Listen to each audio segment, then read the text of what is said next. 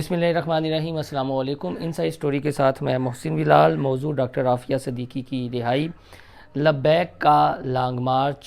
اور جماعت اسلامی کے سینیٹر جو ڈاکٹر عافیہ صدیقی کی بہن کے ہمراہ امریکہ گئے ہیں، ان سے ملاقات بھی ان کی بہن کی ہو چکی ہے اور ان کی رہائی کے سلسلے میں اس کے بعد ایک بحث چل نکلی ہے، اور کچھ میں انہیں کرائے کے یا لنڈے کے لبرل جو ٹرم استعمال ہوتی ہے وہ تو نہیں کہوں گا، لیکن وہ آگ بگالا ہو رہے ہیں اور اپنی دانشوری جھاڑ رہے ہیں۔ ہمارے ملک میں اصل میں المیہ یہ ہو جاتا ہے کہ 2-3 انگلش کی اچھی کتابیں آپ پڑھ لیں تو آپ سکالر یا دانشور کہلانا شروع ہو جاتے ہیں، اور سونے پہ سہاگا یہ کہ اگر آپ کو میڈیا کی سکرین مل جائے، یعنی ٹی وی کی سکرین مل جائے، تو پھر تو وارے نہارے ہو جاتے ہیں، اور پھر تو کچی عمر میں بھی آپ کو لوگ دانشور ماننا شروع ہو جاتے ہیں۔ تو یہ جو لبرل ہیں، لنڈے کے لبرل ہیں جو ہمارے یہاں پر ہو رہا ہے، انہیں جو دینی جماعتیں ہیں ایک آنکھ نہیں باتی، اور جب وہ کسی ایشو پر سٹینڈ لیتی ہیں تو یہ آگ بگولا ہونا شروع ہو جاتے ہیں، چائے کی پیالی میں خواہ خواہ طوفان اٹھانے کی کوشش کرتے ہیں، اپنی دانشوری جھاڑتے ہمیں نظر آتے ہیں۔ تو ان کی ایک ملاقات میں مجھے بھی جانے کا اتفاق ہوا، تو اتفاق سے وہ ویڈیو بھی میرے پاس ہے۔ یہ انارکلی کے پاس ایک کیفے ہے، تو وہاں پر منظور پشتین صاحب کو بلایا گیا تھا۔ یہ چند ماہ پرانی بات ہے، تو اس میں سوال جواب بھی ہوئے۔ تو میں نے منظور پشتین صاحب کے ساتھ، یہ جو صاحب بیٹھے ہوئے تھے، یہ ہمیں کھل کر اس طرح بات نہیں کرنے دے رہے تھے جن کی آج کل ڈاکٹر عافیہ صدیقی کے حوالے سے ان کے یوٹیوب چینل پر ویڈیو کافی مشہور ہے۔ تو یہاں جب آپ ان کی نشست میں جائیں جہاں یہ اپنا کٹ کرتے ہیں، ان کی نشست ہوتی ہے، ان کی میٹنگ ہوتی ہے، یہ دانشوری جاتے ہیں، تو ان کی بات ہی شروع اسلام بیزاری سے ہوتی ہے، اور فوراً توپوں کا رخ یہ اسٹیبلشمنٹ کی جانب کر لیتے ہیں، دینی جماعتوں کی جانب کر لیتے ہیں، ان کے نیریٹو کی جانب کر لیتے ہیں، اور پوری محفل میں صرف اسلام بیزاری یا افواج پاکستان کے خلاف جو ان کا بغض ہے وہ جھلکتا دکھائی دیتا ہے، یعنی اسی کے گرد یہ گھومتے ہیں۔ اگر چند سال پہلے آپ منظور پشتین کے ٹویٹ دیکھیں یا جو بھی ان کی تنظیم سے پی ٹی ایم سے وابستہ تھے، تو آپ کو اندازہ ہو جائے گا کہ جو کچھ نون لیگ کے ریلیٹڈ دانشور تھے آج کل بالکل وہ بیک پہ چلے گئے ہیں، کیونکہ یہ ان دنوں کی میں بات کر رہا ہوں جب پی ٹی آئی برسرے اقتدار تھی۔ تو یہ بڑا پروموٹ کرتے تھے منظور پشتین کو، یعنی ان کے ٹویٹرز ہزاروں کی تعداد میں ری ٹویٹ ہوتے تھے، ان کی ویڈیوز لاکھوں کی تعداد میں ان کے ویوز ہوتے تھے۔ لیکن جب سے پی ڈی ایم کی حکومت آئی تو اس کے بعد منظور پشتین آپ کو سوشل میڈیا پر بہت کم دکھائی دے گا۔ میں بڑی ذمہ داری سے کہہ رہا ہوں، آپ اس کی تحقیق بھی کر لیں۔ منظور پشتین سے وابستہ جو سوشل میڈیا ایکٹیوسٹ ہیں، جو سو کالڈ لبرل دانشور ہیں، جس میں کچھ ہمارے نوجوان صحافی بھی شامل ہیں، وہ بھی ان کی ٹویٹ کو ری ٹویٹ کرتے یا ان کے حقوق کی آواز بلند کرتے ہوئے بہت کم سنائی دیں گے، کیونکہ ان کے جو فنڈڈ ہے یا جن سے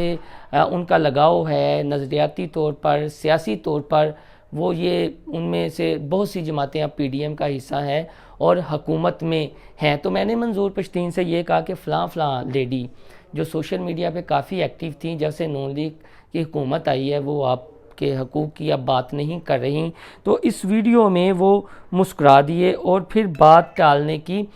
کوشش کی۔ اب لبیک کے مارچ کی بات کرتے ہیں کہ 14واں اور 15واں روز ہو چکا ہے لبیک کا، جو لانگ مارچ شروع ہوا کراچی سے اسلام آباد کے لیے، اب پنجاب میں داخل ہو چکا ہے۔ تو بار بار پریس کانفرنس میں حافظ سعد حسین رضوی جو امیر لبیک ہیں، وہ عافیہ صدیقی کی رہائی کا مطالبہ کرتے ہیں اور حکومت سے مطالبہ کرتے ہیں کہ آپ ان کی رہائی کے حوالے سے عملی اقدامات کریں۔ ایک جینوئن مطالبہ ہے۔ اب جب وہ مطالبہ کرتے ہیں، سوشل میڈیا پر ان کی ویڈیو آتی ہے، میڈیا پر جب کویسچن ہوتا ہے تو وہ چلتے ہیں، تو پھر ان دانشوروں کو آگ لگنا شروع ہو جاتی ہے۔ یہ پھر آگ بگولا ہو جاتے ہیں کہ آیا ایک دینی جماعت کیوں یا اس کا سربراہ یہ بات کیوں کرتا ہے، آیا جماعت اسلامی کا سینیٹر امریکہ کیوں گیا ہے ڈاکٹر عافیہ صدیقی کی رہائی کے سلسلے میں، کیوں ملاقاتیں کر رہا ہے، انسانی حقوق کے چیمپئن تو ہم لوگ ہیں، تو یہ باتیں ہمیں کرنی چاہیے، لیکن اس انداز میں کرنی چاہیے جس سے ویسٹرن انٹرسٹ جو ہے ان کا میٹ ہوتا ہو، اور پھر ان کے یورپ کے ویزے آسانی سے لگ جائیں۔ انڈیا کے دانشور ہیں جن جن شیشہ کافیز میں یہ بیٹھتے ہیں،